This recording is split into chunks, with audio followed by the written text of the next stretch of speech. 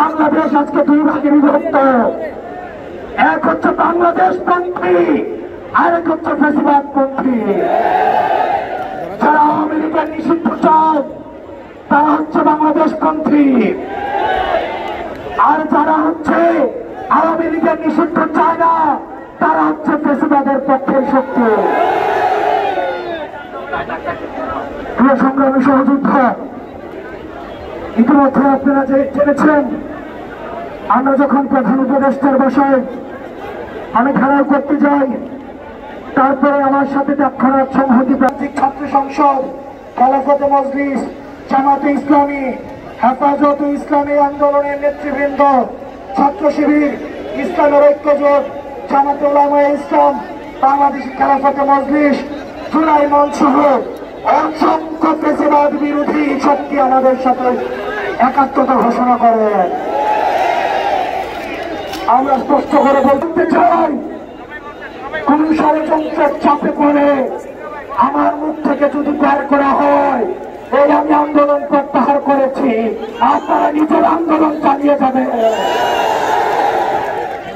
আমি স্পষ্ট করে বলতে চাই, যতই ষড়যন্ত্র আসুক, যতই প্রেসার আসুক, যতই বিভক্ত আসুক, আমাদের এই জুলাইয়ের ঐক্যভূত শক্তিকে আলাদা করতে পারবে না। নিষিদ্ধ করা, আওয়ামী লীগকে নিষিদ্ধ না করা পর্যন্ত সংগ্রামী ভাইয়েরা, সংগ্রামী বোনেরা, আপনারা এই রাজপথ ছাড়বেন না। 2013 সালে যে শাহবাগ হয়েছে, এই শাহবাগে প্রেসিডেন্টের পদধ্বনি শোনা গিয়েছে। আমরা এই শাহবাগ থেকে প্রেসিডেন্টের পতন ধ্বনির আমরা কপিনের শেষ পেরেকটা মারব। আপনাদেরকে বলতে চাই, আপনারা বিচ্ছিন্ন কোনো গ্রুপে গ্রুপে আলাদা হয়ে আপনারা আলাদা করে মিছিল করেন। আপনাদেরকে অনুরোধ করছি, আপনাদেরকে বেশি যেতে হবে।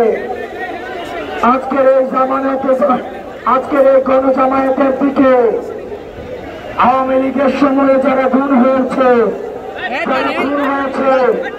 যারা নির্যাতনের শিকার হয়েছে, যারা আইনা হয়েছিল, তাদের জন্য আজকে আমরা এখানে বসেছি।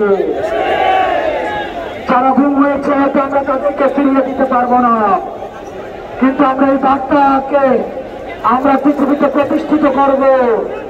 নমরুদ যেভাবে নমরুদের পতন হয়, ফেরাউনের যেভাবে পতন হয়, হাসিনারও ঠিক সেভাবে পতন হয়।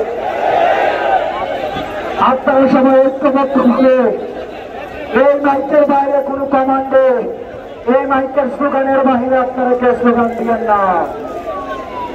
এই যে ছেড়ে এটা